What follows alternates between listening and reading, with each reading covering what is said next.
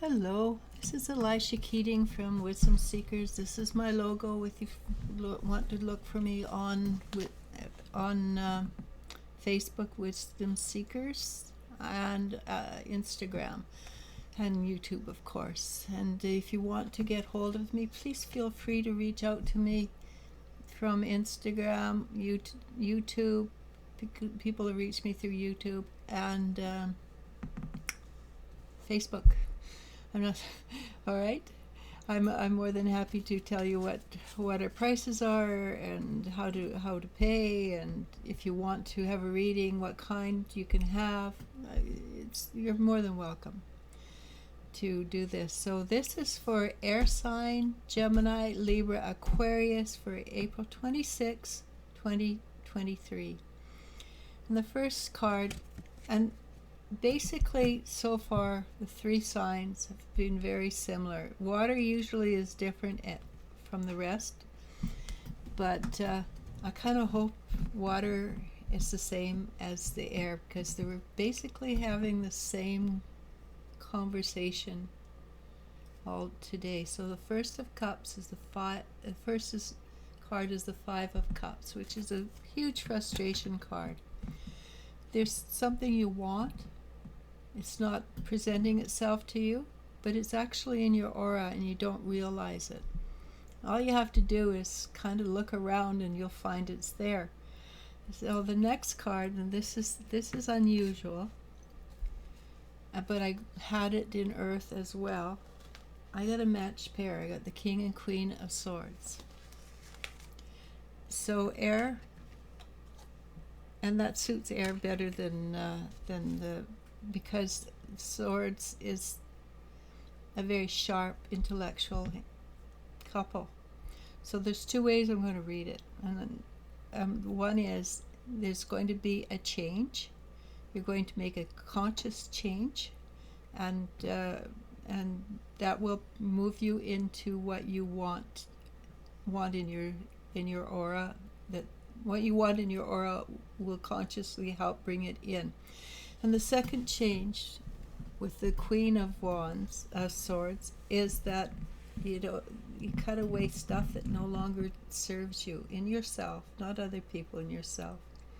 Could be that you cut away people too, but what it does, the most important part, is it opens up your heart, and the wider your heart is open, the more things flow through you with ease and grace. And the other thing is, it's a matched pair, King and Queen of Swords, and this is what I said for Earth, and it's what we are aware of. For many, many, many years, light workers have been trying to become couples. Whatever kind of couples you want, doesn't really matter, as long as there is a love energy. And we haven't been able to do that. We had to clear up our own stuff, or they had to clear up their own stuff. Basically, we were yearning for it, but it wasn't coming into fruition. It wasn't coming into our life. And we have done so much work that now it is time that relationships are coming into we are now open to relationships. We have done enough work, because the card that I got after that is the Lovers. And the Lovers, and it has traditionally been, and I don't think it's ever going to change, because the woman is of a higher emotive energy. We feel things more often than we use our logic. So it is the job of the woman to bring the man to spirituality, and it is through the woman that the man can be truly spiritual. And once a man understands spirituality, then it's I call it bootstrapping. She brings him up, he brings her up. She brings him up, he brings her up. And it's the closest, being in love and in an intimate situation is the closest thing to returning home that we have known for millions and millions, thousands and thousands of years, not millions. It is now changing so that this is becoming an important part of who we are.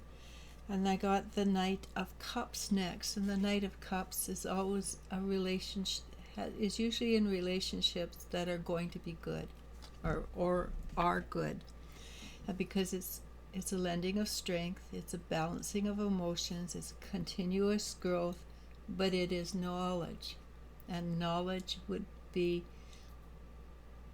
and I'll be the first one to say, I don't truly understand the opposite sex, but it gives us a chance to be open to the opposite sex, to allow them to be who they are and allow us to be who they are, and supportive.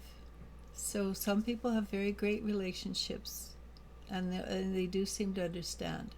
Most of us are kind of confused. This will be different now. We will see things with different eyes. We will be very lucky to be very lucky for us. So quickly, it brings us to the Ten of Cups, which we had in Earth also. It's a mature form of joy and happiness. It's not too high, not too low, and yes, you can go too high, because same as you can go too low.